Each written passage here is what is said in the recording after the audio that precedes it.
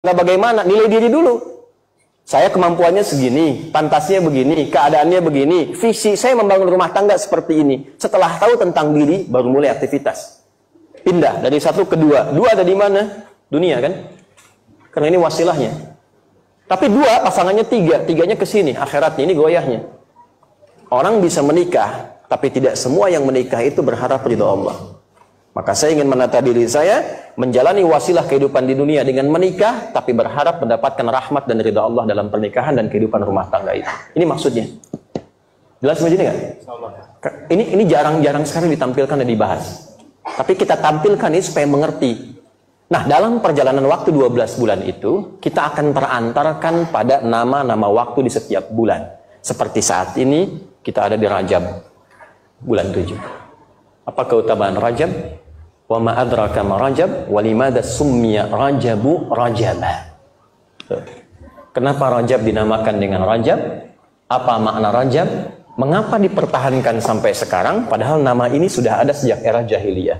Kenapa dikukuhkan di dalam Islam dan diberikan muatan yang lebih, diisi lagi oleh petunjuk Nabi supaya lebih optimal? Nah, itulah yang akan coba kita antarkan dalam kurang lebih 15-20 menit ke depan. Ini intinya, yang tadi baru pengantar ya. Nah, kan kita bahas tentang Rajab ya. Tapi kita antarkan dulu supaya paham maksudnya, jangan ujuk-ujuk itu bahasa apa itu ya. Jangan tiba-tiba langsung masuk aja. Rajab begini, tidak mengerti dulu maksudnya kenapa sih ada Rajab itu? Apa sih konsep hidup itu? Nah, itu dulu yang kita tampilkan di awal supaya memahami ya. Ya, kita mulai. Rajab secara bahasa sudah? Secara bahasa dia berakar dari 3 huruf utama, ra, jim, dan ba. Bimakna ta'zim. Ra, jim, kemudian ba. Bimakna ta'zim, sesuatu yang agung.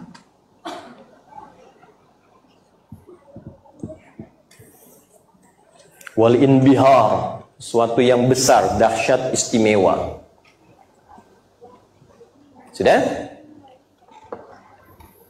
Kalau disambungkan ke makna yang tadi, ya, ke bulan Hurum, bulan evaluasi, bulan meninggalkan yang haram, bulan meninggalkan segala yang dilarang, maka seakan-akan ada makna seperti ini, bahwa evaluasi diri itu, meninggalkan yang haram itu, meninggalkan yang tidak disukai Allah dan Rasul itu sesuatu yang agung di sisi Allah dan Rasulnya.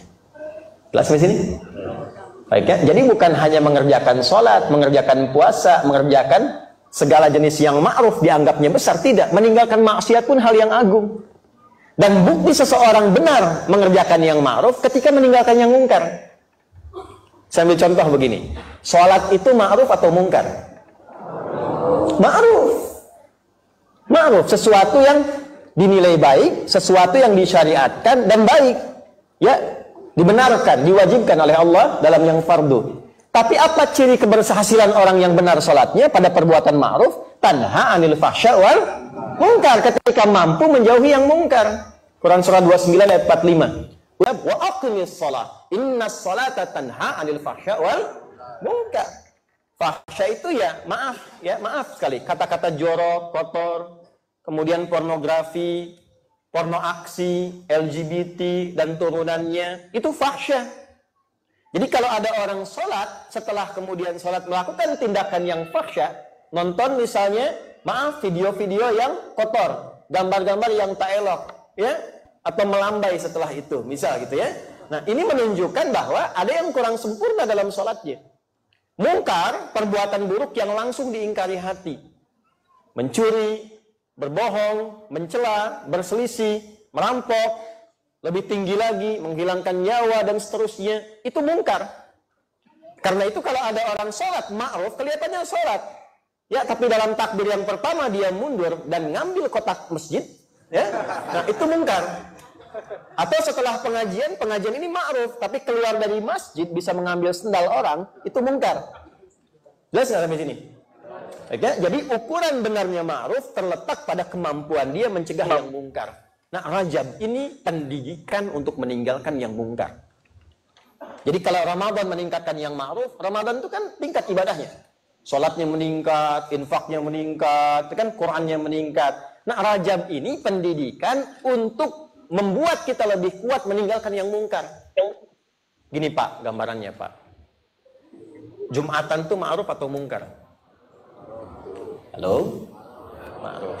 Saya tanya pada Bapak, jika ada yang menawarkan proyek ke Bapak, nilai keuntungannya 1 triliun, 1 T, tapi bersamaan dengan Jumat, Anda pilih mengerjakan proyek itu atau Anda pilih Jumatan? Enggak ada pilihan kedua, awas. Itu aja pilihannya. Hah? Ayo coba. Tuh.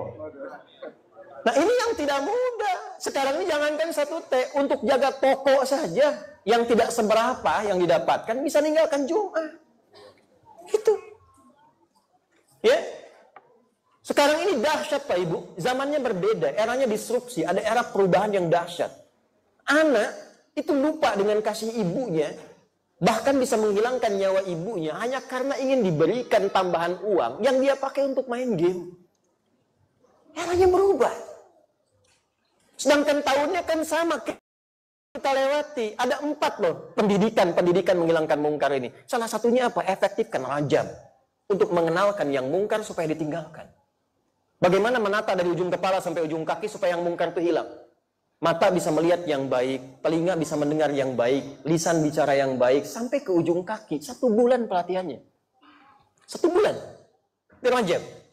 Dan ini agung di sisi Allah. Anda bisa bayangkan kalau